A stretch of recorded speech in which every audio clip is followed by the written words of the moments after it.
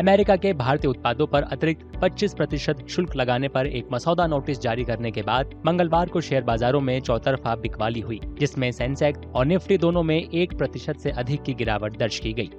कमजोर वैश्विक संकेतों और विदेशी पूंजी की निरंतर निकासी ने दबाव को और बढ़ा दिया, जिससे पूरे बाजार की धारणा पर भारी असर पड़ा। It was across the board selling, heavy selling, I must say. I think it's a bit of a knee-jerk reaction. I feel, and the government is also making the effort, that the impact after all may not be as much as it is being envisaged. It is true that about $50 billion of goods being exported from India will probably become not competitive, as they say. You know, the goods might suddenly lose their competition with regard to imports from other countries in America. But I think the way Indian government is supporting and the way Indian economy is doing at this point of time, I think should not be a concern at all. 30 शेयरों वाला BSE Sensex 849 अंक गिरकर 80,786 पर, जबकि 50 शेयरों वाला NSE Nifty 255 अंक टूटकर 24,712 पर बंद हुआ। सेंसेक्स में शामिल शेयरों में Sun Pharma, Tata Steel, Bajaj Finance, Trent Limited, Mahindra and Mahindra, Bajaj Finserv और रिलायंस इंडस्ट्री सबसे ज्यादा गिरे, जबकि Hindustan Unilever, Maruti Suzuki, ITC, Tata Consultancy Services और अल्ट्राटेक सीमेंट बढ़त में रहे।